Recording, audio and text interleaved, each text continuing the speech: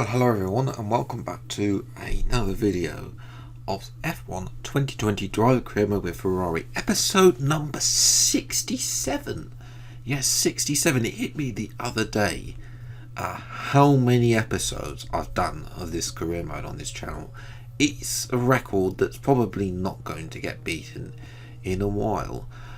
But yes, of course, if you missed any of the previous 66 episodes, then I recommend you go and check them out. There's a link to the playlist in the description below, and of course subscribe if you're new to the channel.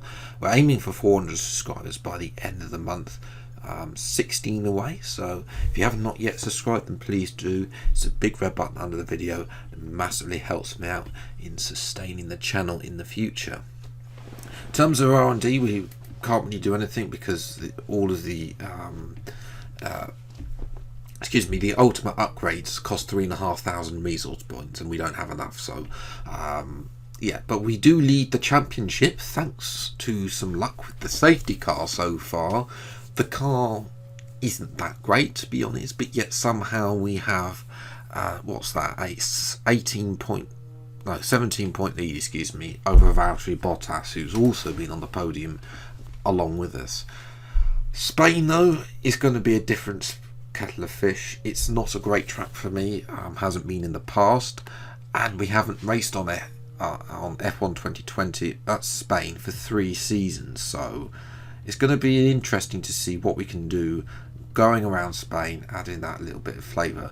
But going into this one then, and the only 2 teams that brought an upgrade were Renault and Williams. Williams are doing a very good upgrade program since the start of the season, which is probably why they got in contention for a double, well, until Latifi got his penalty, but a double point score at Australia, and even Latifi got only managed to finish 11th. So Williams are on the up, they're on the rise. The same can't be said for Alfa Romeo and Haas, who are just dreadful, or Haas have brought a minor upgrade by the looks of it as well. But anyway, moving to qualifying then of this terrible track. Let's just get this over with. I mean, it's the last time we're going to have to be racing here. If you follow him on Twitter, then you'll know why. Little hint there. And also you're going to get hit by the title of this video as well. But into qualifying then, as usual, it's going as usually well, and we're down in P16 with our first lap. Going into sector 1, we're half a tenth up. That's nowhere near the amount of time that we need to improve. Vettel's somewhere like ridiculously high, so far high that that car might be getting a nosebleed. It's that far up. And coming through the final sector, we're only 3.5 tenths up. 4 tenths up coming through the final sector, still not enough to be able to do anything. And as usual in qualifying in this series, it's pathetic P13. Yeah, and Vettel's up in P4. I mean, did he bribe the rest of the field so he could get that far? I don't know. That's his highest qualifying he's had thus far. Sights will be favourite. See what we can do from P13 nevertheless. Time for the race. The Spanish Grand Prix has been a permanent fixture on the Formula One calendar for over 30 years now, and for good reason. Do you remember Michael Schumacher's absolute dominance here in that rain-soaked Grand Prix in 1996? That day he took his first ever victory for Ferrari, and we've had many more iconic moments since. The Circuit de Barcelona-Catalunya then, a high-speed 2.89-mile circuit which demands an efficient downforce package and bravery on the part of the driver, especially through the blind right of turn 9, which we might just see taken flat this weekend. And I'm joined once again by Anthony Davidson to bring you the lowdown for today's race. Now, Ant, I want to ask you about Guan Yu Su. Looks like they've got a tough race in store today, as grid penalties from changing power unit components has forced them further down the field. But on the bright side, at least those fresh components can help them maintain the power they need to come through the pack. I expect to see them take a more aggressive approach today to make up for the compromised start. Before we begin, let's take a quick look at the grid lineup for today's race. An immense lap from Carlos Sainz yesterday puts him in pole position, and Max Verstappen lines up alongside. Looking down the rest of the grid, we have Bottas, Vettel, Alexander Albon, and Gasly, Norris, Leclerc, Magnussen and Luca Ghiotto, Stroll and a Ferrari, Nicholas Latifi and Kvyat, Russell, Ocon, Nick De Vries and Antonio Giovinazzi, Matsushita and Guan Yu Zhou. And now it's time to head down to the track.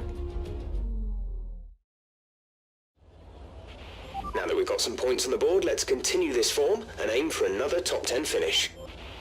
Well, Zoe has saved us and we're going to start 12th. Ferrari are trying to screw us over again. Just like Red Bull, it's funny that. But anyway, we'll start from P12. 5 red lights, Latifi on the mediums, that's not going to go well for him. And after a long hold, away we go. And it's a better start than Stroll and a woeful start. And Magnussen, very slow there. And Leclerc, all of those drivers slow away. We've got a very good start. We're trying to have a look around the outside of about 3 or 4 cars because they just didn't take the outside, the racing line through turn 1. We're going to get Bottas here as well. So this has been a great start. We're up into P4. So we jump a few laps later. Bottas, though, of course, is going to be faster in his Mercedes. I mean, the Mercedes is the fastest car, and he's lost his rid of his front wing, and that's Bottas's race is over. Maybe that's his career mode over as well, as Bottas came in on that one to change that front wing. Vettel is up on the podium, so Bottas had a bad start, as did Albon. Albon's behind us, but we jump into the pits at the end of lap 6, hoping that we can retain P4. P4 would be great, but I mean, you can see there that Vettel is so far in front. We've just got no pace to be able to catch our teammate. So P4 is what we're going to be heading for. We'll see if we can get there. Ghiotto's in, Leclerc's in, Gasly's in. Gasly going to hards, don't know why, it's a 25% race. Yes, we have got 10 laps to go, but still, we'll see what we can do as we come out in P15.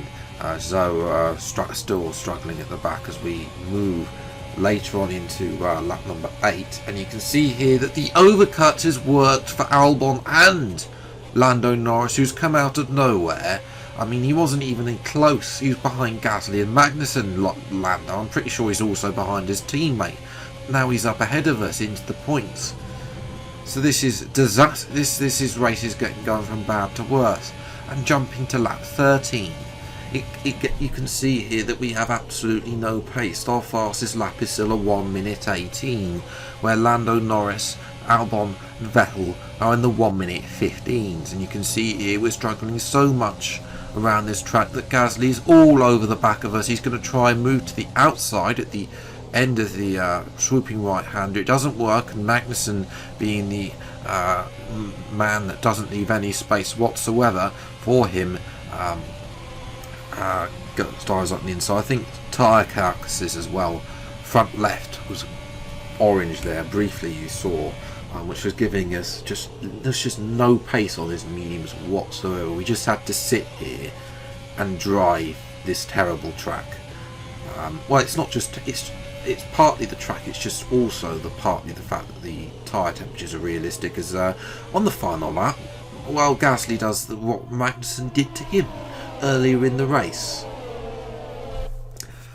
Pretty much Magnussen he got a little bit squiggly behind us, tried to pull out round the outside, we cut him off, and Gasly goes back down the inside as Carlos Sainz has won his home Grand Prix. Nice to see a new name winning this season. But for us, I mean, you can probably tell by my voice that I'm pretty much frustrated with P6, considering the fact if we want to be in a championship charge, we need to be doing a lot better than this. Very frustrating there, a very disappointing weekend overall. Just qualifying was not great. We had the best race start, and then just like that, Carlos Sainz's fastest lap was 2.5 seconds a lap faster than us. We were 40 seconds behind him in a 25% race. That's just how bad it was for us today. I mean, yes, there was a 20-second gap. We didn't have all the cars behind us, but because Bottas, well, had that contact with us, we've only actually lost 3 points, because Max Verstappen now is our nearest challenger. Sainz is now on a roll after a difficult start at the opening 2 rounds. We'll have to wait and see what we can do. Vettel as well moves up the championship, and we, though, because of my poor performance today, Mercedes have closed the gap to 3 points. So it's very tight, the top between Ferrari and Mercedes. We'll see if we can keep it up here for the remaining of the season, but we'll have to wait and see. Amazing performance out there. I'm sure you're pretty happy with that.